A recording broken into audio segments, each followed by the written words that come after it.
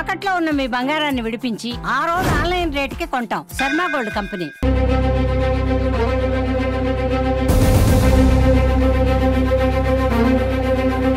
అందరికీ నమస్కారం. నేను Swarupa Potlapalli. Welcome to Suman TV. వైద్య చరిత్రలో అప్పుడప్పుడు అరుదైన సంఘటనలు చోటు చేసుకుంటూ ఉంటాయి. కొలంబియాలో 82 ఏళ్ల మహిళ కడుపులో స్టోన్ బేబీ ఉన్నట్టుగా వైద్యులు గుర్తించారు.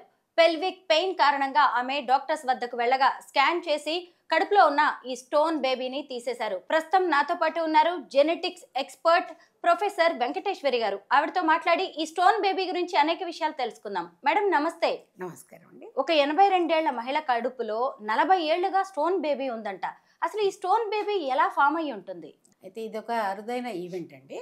మామూలుగా ఏంటంటే ప్రెగ్నెన్సీ వచ్చినప్పుడు ఎప్పుడైతే స్పర్మ్ ఓవమ్ ఫర్టిలైజ్ అవుతాయో అయిన తర్వాత ఈ జైగోట్ వెళ్ళి యూటిరస్లో ఇంప్లాంట్ అవుతుంది. అక్కడ డెవలప్మెంట్కి కావాల్సిన అన్ని న్యూట్రియంట్స్ బ్లడ్ సప్లై ఉండడం వల్ల నార్మల్ బేబీ డెవలప్ అవుతుంది. ఆ విధంగా కాకుండా ఒకవేళ ఈ జైగోట్ అనేది కనుక అబ్డామిన్లోనే ఉండిపోయి యూటిరస్ వరకు కనుక వెళ్ళలేకపోయినప్పుడు ఏమవుతుందంటే అది అక్కడే ఉండిపోయి దానికి ప్రాపర్ బ్లడ్ సప్లై లేకపోవడం వల్ల అది డెవలప్మెంట్ ప్రాసెస్ అక్కడికి ఆగిపోతుంది. జైగోట్ ఏంటంటే మన బాడీలో ఇమ్యూన్ సిస్టమ్ బాగా ఉంటుంది. ఇమ్యూన్ సిస్టము ఏ ఫారెన్ పార్టికల్ మన శరీరంలోకి ప్రవేశించినా కూడా దాన్ని డిస్ట్రాయ్ చేసేస్తుంది.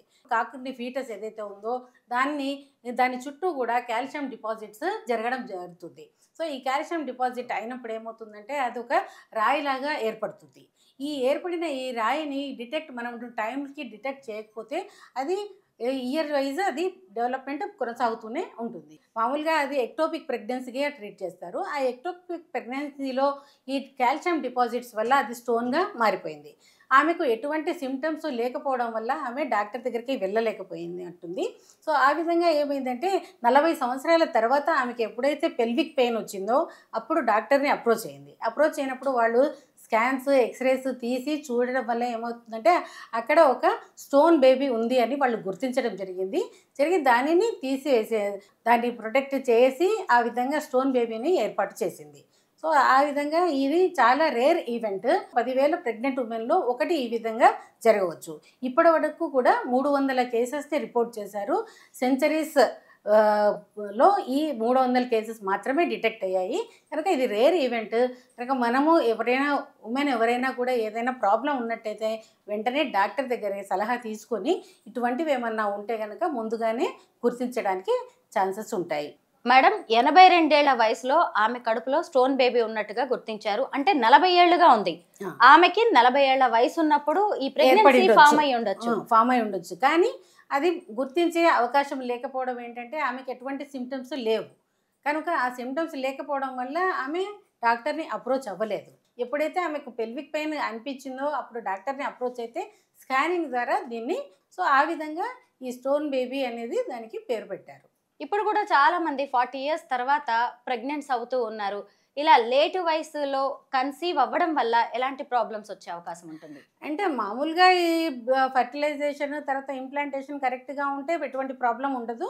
వాళ్ళు నార్మల్ బేబీస్ని ప్రొడ్యూస్ చేయగలరు, డెవలప్ అవుతుంది నార్మల్ బేబీ. కానీ అట్లా కాకుండా ఎక్టోపిక్ ప్రెగ్నెన్సీస్ అంటే యూటిరస్ బయట కనుక ప్రెగ్నెన్సీ వస్తే కనుక దాన్ని మనము ఎక్టోపిక్ ప్రెగ్నెన్సీ అంటాము. సో దీనిని కనుక కరెక్ట్ టైంలో గుర్తించవచ్చినట్టయితే దాన్ని తీసేయడానికి అవకాశం ఉంటుంది. కానీ ఎటువంటి సిమ్టమ్స్ లేకుండా ఉన్నట్టయితే ఈ విధంగా కాల్షియం డిపాజిట్ వల్ల దీన్ని లిపోపెడియన్ అని కూడా అంటారు. సో ఇవి సిమ్టమ్స్ లేకపోవడం వల్ల డాక్టర్ సలహా తీసుకునే అవకాశం ఉండదు. ఎప్పుడైతే ఈ పెయిన్ 40 సంవత్సరాల తర్వాత ఇప్పుడు ఆ అమ్మాయి కొలంబియా అమ్మాయికి పెయిన్ ఉండడం వల్ల ఆమె డాక్టర్ దగ్గరికి వెళ్ళింది. స్కాన్ల ద్వారా ఎక్స్రేల ద్వారా గుర్తించినట్టయితే అది స్టోన్ బేబీ అని వారు నిర్ధారించడం జరిగింది. ఇప్పుడు ఈ 82 ఏళ్ల పెద్ద ఆవిడకు కూడా ఎన్నోసార్లు ఆరోగ్య సమస్యలు వచ్చి ఉంటాయి. కానీ ఆమె అంత సీరియస్ గా తీసుకోదు. ఇప్పుడు కూడా వర్కింగ్ విమెన్ కావచ్చు, లేదంటే ఉరుకుర పరుగుల జీవితంలో ఆడవాళ్ళు తమ ఆరోగ్యాన్ని చాలా నిర్లక్ష్యం చేస్తూ ఉంటారు. వాళ్ళకి ఏం చెప్తూ ఉంటారు? ఎందుకంటే ప్రాణం మీదకి వచ్చే వరకు కూడా వాళ్ళకి తెలియదు మనం ఇంత కష్టాన్ని మోస్తున్నాము అని. ఇప్పుడు ఏంటంటే సైలెంట్ డిసీజెస్ చాలా ఉన్నాయి. ఈ ఎక్టోపిక్ ప్రెగ్నెన్సీనే కాదు, అదేవిధంగా క్యాన్సర్స్ ఉన్నాయి. సో ఇవన్నీ కూడా కొన్ని ఏంటంటే ఏసిమ్టమాటిక్ ఉంటాయి.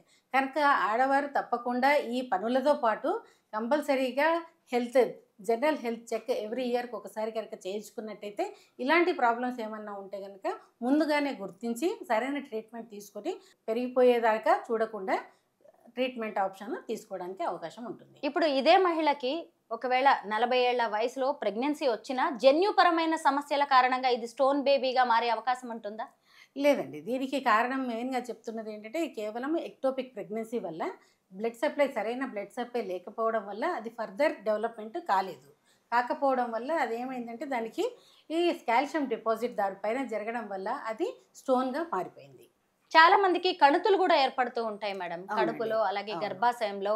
వాటి వల్ల కూడా అనేక సార్లు ప్రమాదంగా మారే అవకాశం ఉంటుంది. వాటి విషయంలో ఎలా జాగ్రత్తగా ఉండాలి? అంటే ఇలాంటి కణుతులు ఇవి ఏవైనా వచ్చినట్టయితే మన బ్రెస్ట్లో కానీ లేకపోతే పొట్టల్లో కానీ అలాంటివి ఉంటే వెంటనే డాక్టర్ సలహా తీసుకోవాల్సి ఉంటుంది. ఒకవేళ దాన్ని నెగ్లెక్ట్ చేసినట్టయితే అది క్యాన్సర్గా మారే అవకాశాలు కూడా ఉంటాయి.